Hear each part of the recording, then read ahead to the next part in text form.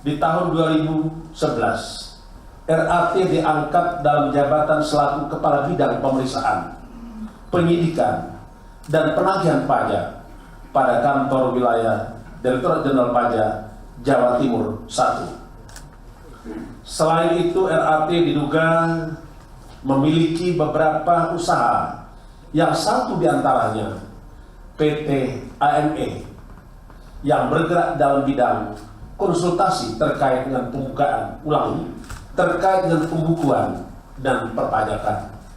Setiap kali wajib pajak mengalami kendala dan permasalahan dalam proses penyelesaian perpajakannya, RAT diduga aktif merekomendasikan untuk konsultasi dan koordinasi dengan PT AME.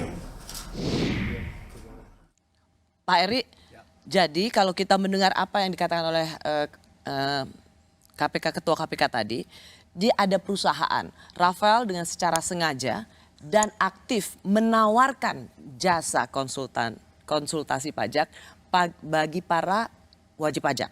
Kalau kita mendefinisikan aktif menawarkan, itu pada kita semua wajib pajak atau yang memang secara terang benderang bermasalah? Ya, dua-duanya lah. Mungkin secara umum dia menyebarkan kepada jaringannya bahwa kalau ada yang WP yang mengalami masalah atau memerlukan jasa konsultan pajak, hubungi saya akan hubungkan dengan PT yang disebut tadi. Gimana kira-kira cara kerjanya, Pak Eri? Cara kerjanya kan gini, ya katakanlah Rosi punya perusahaan catering gitu ya, misalnya. Udah dicatat dengan baik, ada laba 100 juta misalnya. Kemudian ada biaya-biaya kan, penghasilan 100 juta, ada biaya-biaya itu, biaya ini, 80 juta, jadi untungnya 20 juta. Nah pemeriksaan pajak datang, laba 20 juta, nggak mungkin, ini harus lebih dari 20 juta kalau makanan, 50% biasanya. Nah dia cari ya 30 jutanya di mana.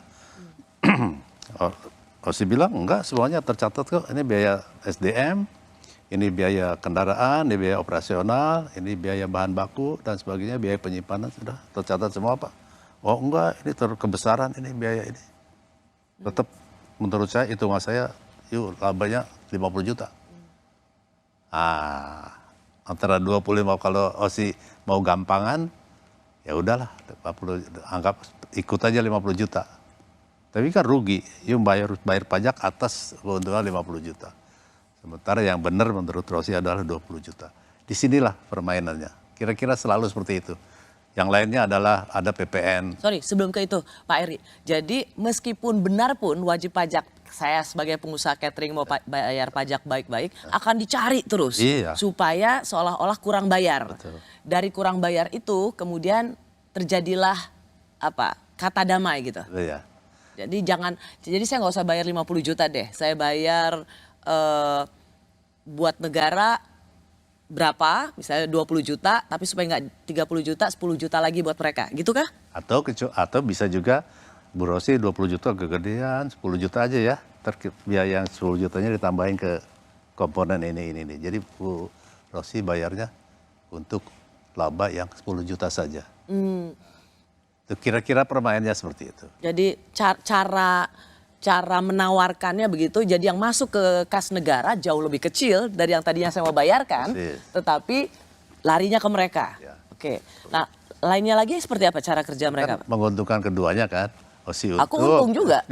Artinya kan gini Pak Eri, wajib pajak juga merasa ya nggak apa-apa deh ada mafia pajak, toh pajak aku jadi lebih kecil dari yang aku harus setorkan, tapi kita juga harus ngerawat si mafia pajak ini kan. Tuh, nah itulah yang membuat mafia pajak ini hidup.